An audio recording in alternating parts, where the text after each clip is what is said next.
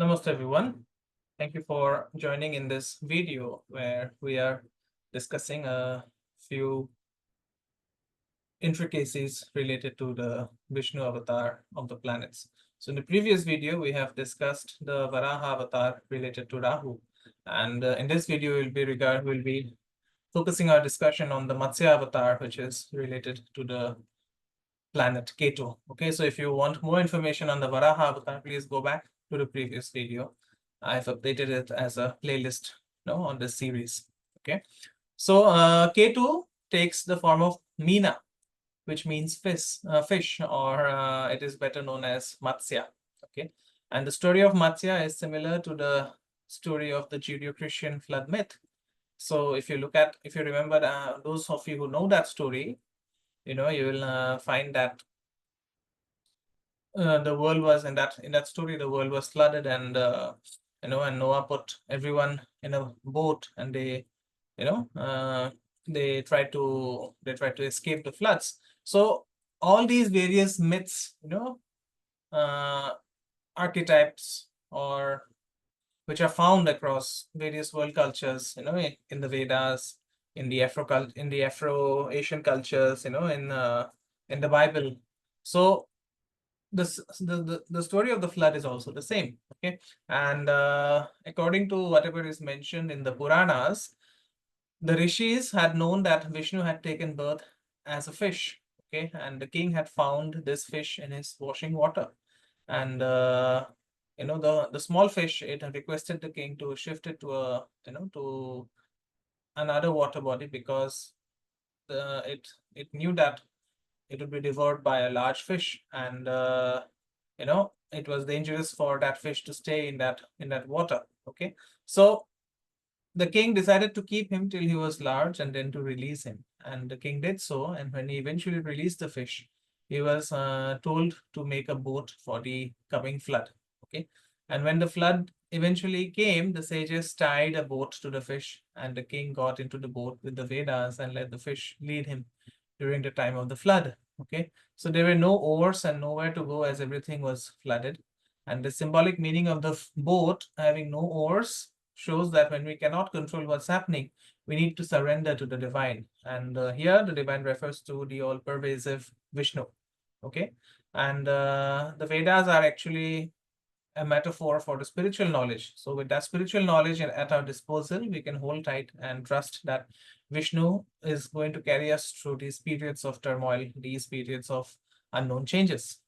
Okay, and if you have a negatively placed Ketu, then the time periods associated with that Ketu can sometimes be phases of confusion, where the logical aspect of the mind becomes dysfunctional. Okay, or in the worst case, people experience psychological breakdowns or lose their mind for a certain period of time. So in these times, one needs to look for the higher guiding forces in life. And if your Ketu is well placed, then it will often give you times of great spiritual insight and alignment with aspects of life that are beyond the visible realm. Okay, so the deeper spiritual teaching associated with the Matsya avatar is that when we leave the body, if we try to control where our soul is going, we may get lost, or we will get lost. So all we have to do is to call on the divine in the form that you are most comfortable according to your practice, according to your religion. And this trust in divinity is going to, this trusting in the divine, and keeping our minds steadfastly on God, we are actually guided through the afterlife. And carrying only the Veda or the spiritual knowledge we have acquired in this life, we have to surrender to the divine. Okay, and this actual material nature of what we have learned does not, go with us through various lives.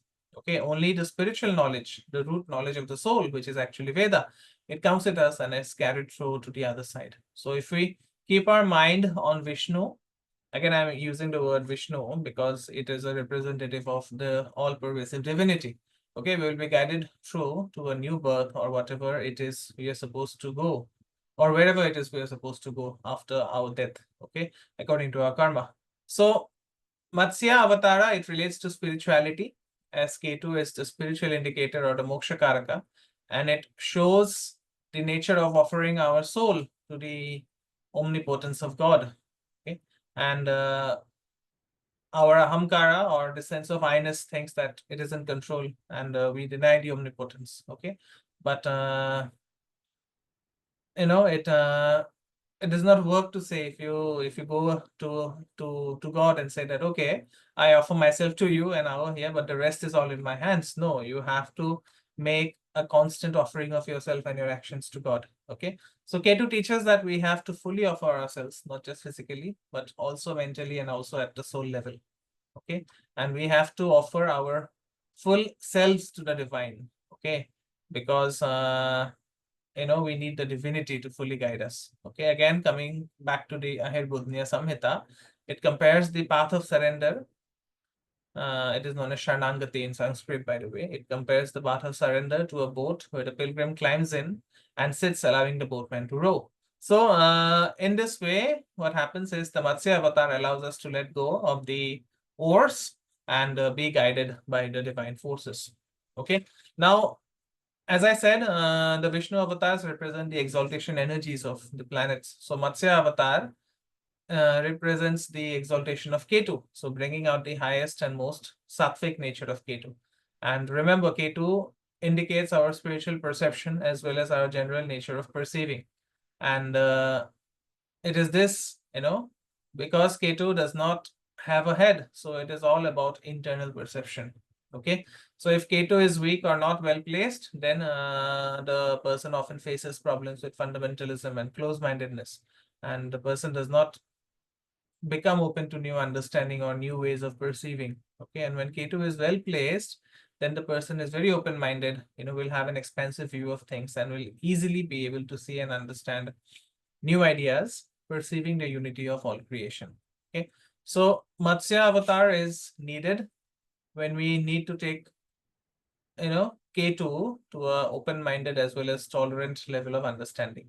Okay, now if you look at the Upapada Lagna, okay, if you look at the Upapada Lagna, which is very much concerned with marriage, and remember the second from the Upapada Lagna is always the sustainer of the marriage. So if Ketu is there in the second house from the Upapada Lagna and Ketu is not strong, then the marriage won't last, because there will be a very fundamentalist, close-minded nature of the husband as well as the wife. Okay, and if Ketu is strong, the marriage is going to sustain and will be nourished through an understanding and expansive perception.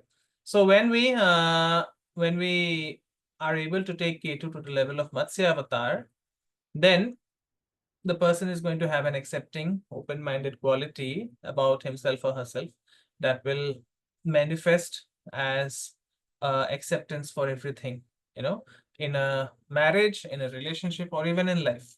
Okay, and remember, we can use the Vishnu avatars to sustain marriages, to sustain relationships. For example, if Rahu is placed in the second house from Upapada Lagna, then the person would be too materialistic and that would destroy the marriage.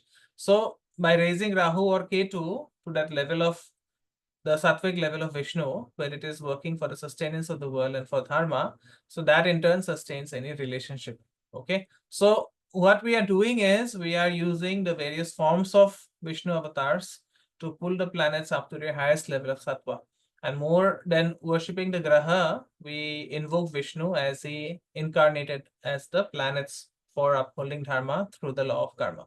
Okay, so what are the traditional ways to propitiate Ketu? It is through feeding fish or keeping fish in an aquarium or pond and feeding them. Okay, and in the modern context, examples of ways to propitiate Ketu would include supporting efforts to protect the ocean and marine life, helping save, wild stream fishes, okay, supporting fish conservation acts, clean water initiatives, and other organizations which are concerned working for the protection of the oceans. Okay, now Varaha has the focus of uplifting the material world, and the remedies of Varaha, the remedies of the same thing is also true for Matsya. Okay, so Matsya is about the spirit and the improvement of one's spiritual karma. And remember, when it comes to propitiating Ketu, then practicing surrender or Sharnangati to the Sharnangati to the divine forces of creation is a must. Okay. Now, as I said, apart from doing these acts of helping fishes or feeding fishes, what you can also do is to chant the mantra related to this avatar, and the mantra is Om Namo Bhagavate Matsya Devaya. Okay. Do 108 times of this mantra or 27 times this mantra if your Ketu is weak, or if you want to, power up Ketu in a sattvic level. This mantra is going to be really, really helpful. Okay. So that's it from me in this video. Thank you so much for watching. Please subscribe to the channel, like the content if you find it useful, and share it with your friends and family if you think they are going to benefit from this knowledge. Okay. I'll see you soon in the next video of planets and the Vishnu avatars. Namaste. Om Gurave Namah.